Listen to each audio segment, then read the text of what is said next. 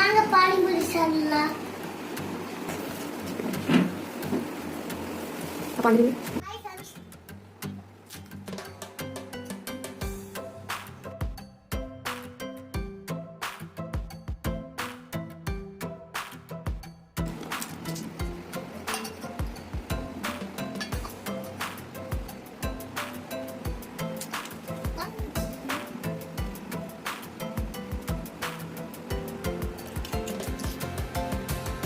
யா எப்படி இது எப்படி இது சூப்பரா இருக்கு.